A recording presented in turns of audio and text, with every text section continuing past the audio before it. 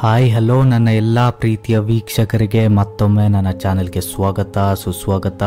ಮೊದಲೇದಾಗಿ ಎಲ್ಲರೂ ಹೇಗಿದ್ದೀರಾ? ಹೋಪ್ಫುಲಿ ಎಲ್ಲ ಚೆನ್ನಾಗಿದ್ದೀರಾ ಅಂತ ಅಂದ್ಕೊಂಡಿದ್ದೀನಿ. ಆ್ಯಂಡ್ ಎಲ್ಲ ನಿಮ್ಮ ಕೆಲಸಗಳು ಕೂಡ ತುಂಬಾ ಚೆನ್ನಾಗಿ ಹೋಗ್ತಾ ಇದೆ ಅಂತ ಅಂದ್ಕೊಂಡಿದ್ದೀನಿ. ಸ್ನೇಹಿತರೆ, ಇವತ್ತು ಒಂದು ಇಂಟ್ರೆಸ್ಟಿಂಗ್ ಆಗಿರೋ ಒಂದು ಥ್ರಿಲ್ಲಿಂಗ್ ಹಾರರ್ ಸ್ಟೋರಿನ ನಿಮಗೋಸ್ಕರ ತಂದಿದ್ದೀನಿ. ಹೋಪ್ಫುಲಿ ನಿಮ್ಗೆ ಈ ಒಂದು ಕತೆ ಇಷ್ಟ ಆಗುತ್ತೆ ಅಂತ ಅಂದ್ಕೊಂಡಿದ್ದೀನಿ. ನಾನು ಜಾಸ್ತಿ ನಿಮ್ಮನ್ನ ಟೈಮ್ನ ವೇಸ್ಟ್ ಮಾಡೋದಿಲ್ಲ, ಸೀದಾ ಕತೆನ ಸ್ಟಾರ್ಟ್ ಮಾಡ್ತೀನಿ. ಬಟ್ ಅದಕ್ಕಿಂತ ಮುಂಚೆ ಚಾನೆಲ್ನ ಇನ್ನು ಯಾರೆಲ್ಲ ಸಬ್ಸ್ಕ್ರೈಬ್ ಮಾಡಿಲ್ಲ ಅಥವಾ ಚಾನೆಲ್ಗೆ ನೀವು ಹೊಸದಾಗಿ ಭೇಟಿ ನೀಡಿದರೆ ದಯವಿಟ್ಟು ಚಾನೆಲ್ನ ಸಬ್ಸ್ಕ್ರೈಬ್ ಮಾಡ್ಕೊಳ್ಳಿ. ಹಾಗೆ ಪಕ್ಕದಲ್ಲಿರೋ ಬೆಲ್ ಐಕಾನ್ನ ಕೂಡ ಆಲ್ಗೆ ಸೆಟ್ ಮಾಡ್ಕೊಳ್ಳಿ. ಇದರಿಂದ ಮುಂದೆ ಬರೋ ಎಲ್ಲ ವಿಡಿಯೋಸ್ನ ನೋಟಿಫಿಕೇಶನ್ ನಿಮಗೆ ಮೊದಲು ತಲುಪುತ್ತೆ ಅಂತ ಹೇಳ್ತಾ ಬನ್ನಿ ಸ್ನೇಹಿತರೆ, let's get into the story. Summer holidays ಚಾಲ್ತಿಯಲ್ಲಿತ್ತು. ಆ್ಯಂಡ್ ಆ ದಿನ ನನ್ನ ಪೇರೆಂಟ್ಸ್ ಯಾವುದೋ ಒಂದು ಕೆಲಸಕ್ಕೆ ಆಚೆ ಹೋಗಿದ್ರು. ಆ್ಯಂಡ್ ಮನೆಯಲ್ಲಿ ನಾನು ಒಬ್ಬನೇ ಇದ್ದೆ. ನಮ್ಮ ಮನೆ ಕಂಪ್ಲೀಟ್ ಸಿಟಿಯಿಂದ ಆಚೆ ಅಂದರೆ 8 ಕಿಲೋಮೀಟ್ರ್ ದೂರದಲ್ಲಿತ್ತು. ಆಲ್ಮೋಸ್ಟ್ ಆ ಒಂದು ಏರಿಯಾ ತುಂಬಾ ಶಾಂತವಾಗಿರ್ತಿತ್ತು. ಅಲ್ಲಿ ಯೂಶ್ವಲಿ ಯಾರೂ ಓಡಾಡ್ತಿರ್ಲಿಲ್ಲ. ನಾನು ರಿಲ್ಯಾಕ್ಸ್ಡ್ ಆಗಿ ನನ್ನ ರೂಮಲ್ಲಿ ಟಿವಿನ ನೋಡ್ತಾ ಕೂತಿದ್ದೆ. ಅದೇ ಟೈಮ್ಗೆ ಯಾರು ಡೋರ್ ಬೆಲ್ನ ಮಾಡ್ತಾರೆ. ನಾನು ಅದಕ್ಕೆ ಯಾವುದೇ ಥರದ ಉತ್ತರ ಅಥವಾ ರಿಯಾಕ್ಷನ್ ಆಗಲಿ ಕೊಡಲ್ಲ. ಯಾಕಂದರೆ ನಾರ್ಮಲಿ ಆ ಟೈಮ್ಗೆ ಮನೆಗೆ ಯಾರು ಬರ್ತಾ ಇರಲಿಲ್ಲ. ಇನ್ ಕೇಸ್ ನನ್ನ ಫ್ಯಾಮಿಲಿ ಮೆಂಬರ್ಸ್ ಆಗಿದ್ದರೆ ಅವರು ಯಾರನ್ನು ಕೇಳದೆ ಡೋರ್ನ ಓಪನ್ ಮಾಡಿ ತನ್ನಷ್ಟಕ್ಕೆ ತಾವೇ ಒಳಗಡೆ ಬರ್ತಾಯಿದ್ರು. ಸೆಕೆಂಡ್ ಟೈಮ್ ಕೂಡ ಬೆಲ್ ಮಾಡ್ತಾರೆ. ಆ್ಯಂಡ್ ಈ ಸತಿನೂ ಕೂಡ ಇಗ್ನೋರ್ ಮಾಡ್ತೀನಿ. ಆದರೆ ಥರ್ಡ್ ಟೈಮ್ ಮತ್ತೆ ಯಾವಾಗ ಬೆಲ್ ಆಗುತ್ತೋ ಆವಾಗ ನನಗೆ ಸ್ವಲ್ಪ ಡೌಟ್ ಬರೋಕ್ಕೆ ಶುರು ಆಗುತ್ತಾ. ಸ್ನೇಹಿತರೆ, ಏನಂದರೆ ನಮ್ಮ ಮನೆ ಎಂಟ್ರೆನ್ಸ್ಗೆ ಒಂದು ದೊಡ್ಡ ವುಡನ್ ಡೋರ್ ಇದೆ. ಆ್ಯಂಡ್ ಕಂಪ್ಲೀಟ್ 4 ಸೈಡ್ ಗೋಡೆಯಿಂದ ಕವರ್ ಆಗಿದೆ.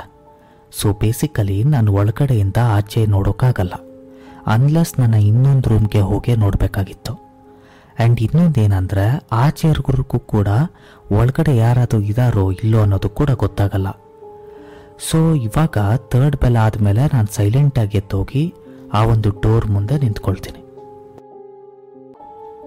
ಯಾವುದೇ ನಾರ್ಮಲ್ ಪರ್ಸನ್ ಆದರೂ 3 ಸತಿ ಬೆಲ್ ಆದಮೇಲೆ ತೆಗಿಲಿಲ್ಲ ಅಂದರೆ ಹೊರಟೋಗ್ತಾರೆ. ಆದರೆ ಅವನು ಯಾರೇ ಆಗಿರಲಿ ಜೋರಾಗಿ ಡೋರ್ನ ನಾಕ್ ಮಾಡೋಕ್ಕೆ ಶುರು ಮಾಡ್ತಾರೆ. ಆಗ ನನಗೆ ಸಿಕ್ಕಾಪಟ್ಟೆ ಭಯ ಆಗುತ್ತೆ. ಹೀಗೆ ಸ್ವಲ್ಪ ಹೊತ್ತು ನಡೀತಾನೆ ಇರುತ್ತೆ. ಆಗ ನನಗೆ ಒಬ್ಬ ವ್ಯಕ್ತಿಯ ಧ್ವನಿ ಕೇಳಿಬರುತ್ತೆ.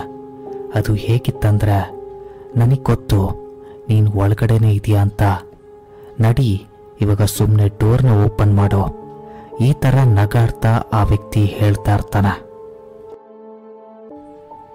ಈ ಥರದ ಒಂದು ಧ್ವನಿನ ಕೇಳಿದ ಮೇಲೆ ನೀವೇ ಯೋಚನೆ ಮಾಡಿ ನನ್ನ ಪರಿಸ್ಥಿತಿ ಹೇಗಾಗಿರ್ಬೋದು ಅಂತ.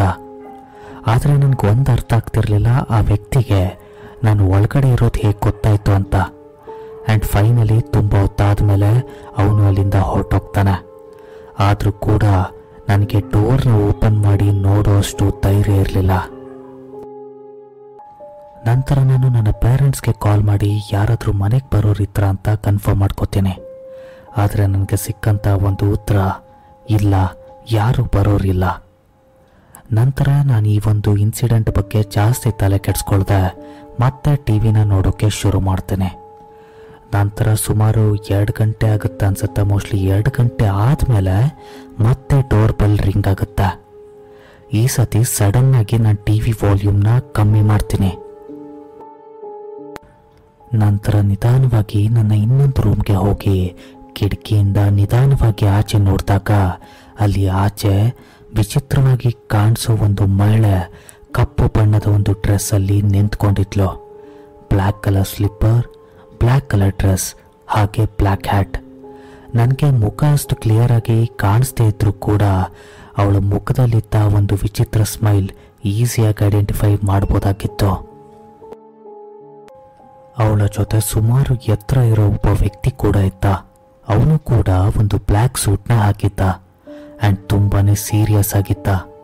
ಅವರಿಬ್ಬರು ಸುಮಾರು ಹೊತ್ತು ನಮ್ಮ ಮನೆಯ ಡೋರ್ ಮುಂದೆ ನಿಂತಿದ್ರು. ಆ್ಯಂಡ್ ಡೋರ್ನ ಓಪನ್ ಮಾಡದೇ ಇರೋ ಕಾರಣ ಇಬ್ಬರು ಅಲ್ಲೇ ನಿಂತ್ಕೊಂಡು ಸುಮಾರು ಹೊತ್ತಾದ್ಮೇಲೆ ವಾಪಸ್ ಹೊರಟೋಗ್ತಾರೆ. ಈ ಒಂದು ಇನ್ಸಿಡೆಂಟ್ ಆದಮೇಲೆ ನಾನು ಎಷ್ಟೋ ರಾತ್ರಿ ಮಲ್ಗೆ ಇಲ್ಲ. ಯಾಕಂದರೆ ನನಗೆ ಗೊತ್ತಿಲ್ಲ, ಯಾರು ನನ್ನನ್ನು ಅಬ್ಸರ್ವ್ ಮಾಡ್ತಾ ಇರೋ ಹಾಗೆ ನನಗೆ ಫೀಲ್ ಆಗ್ತಾ ಇತ್ತು. ಆ್ಯಂಡ್ ಆ ಒಂದು ನನ್ನ ಒಂದು ರೂಮಿನ ಕಿಟಕಿಯಿಂದ ಯಾರೋ ನನ್ನನ್ನೇ ಅಬ್ಸರ್ವ್ ಮಾಡ್ತಾ ಇದ್ದಾರೇನೋ ಅನ್ನೋ ಹಾಗೆ ನನಗೆ ಫೀಲ್ ಆಗ್ತಾ ಇತ್ತು. ಆ್ಯಂಡ್ ಸ್ನೇಹಿತರೆ, ನನಗೆ ಈಗಲೂ ಕೂಡ ಗೊತ್ತಿಲ್ಲ ಅವರಿಬ್ಬರು ಯಾರು ಅಂತ. ಸೊ ಮೊದಲು ಡೋರ್ನ ಬೆಲ್ ಮಾಡಿದ್ದು ಇವರೇನಾ ಅಥವಾ ಯಾರಾದರೂ ಬೇರೆನಾ? ನಿಮ್ಗೇನನ್ಸುತ್ತೆ? ಸೊ ಕಮೆಂಟ್ ಬಾಕ್ಸ್ ಮೂಲಕ ನಿಮ್ಮ ಒಂದು ಅಭಿಪ್ರಾಯನ ಶೇರ್ ಮಾಡಿ. ಸೊ ಸ್ನೇಹಿತರೆ, ಇದಾಗಿತ್ತು ಇವತ್ತಿನ ಈ ಒಂದು ಕಥೆ. ಹೋಪ್ಫುಲಿ ನಿಮ್ಗೆ ಈ ಒಂದು ಕತೆ ಇಷ್ಟ ಆಯಿತು ಅಂತ ಅಂದ್ಕೊಂಡಿದ್ದೀನಿ. ಒಂದು ವೇಳೆ ಕತೆ ಇಷ್ಟ ಆಗಿದ್ದರೆ ದಯವಿಟ್ಟು ಲೈಕ್ ಮಾಡಿ, ಹಾಗೆ ಇಷ್ಟ ಆಗದೆ ಇದ್ದರೆ ದಯವಿಟ್ಟು ಡಿಸ್ಲೈಕ್ ಮಾಡಿ ಅಂತ ಹೇಳ್ತಾ ಇವತ್ತಿನ ಈ ಒಂದು ವಿಡಿಯೋನ ಇಲ್ಲಿಗೆ ಎಂಡ್ ಮಾಡ್ತಾ ಇದ್ದೀನಿ. ಸೊ ಮುಂದಿನ ವಿಡಿಯೋದಲ್ಲಿ ಮತ್ತೊಮ್ಮೆ ಸಿಗೋಣ. Until then take care and happy Christmas and happy new year. Thank you.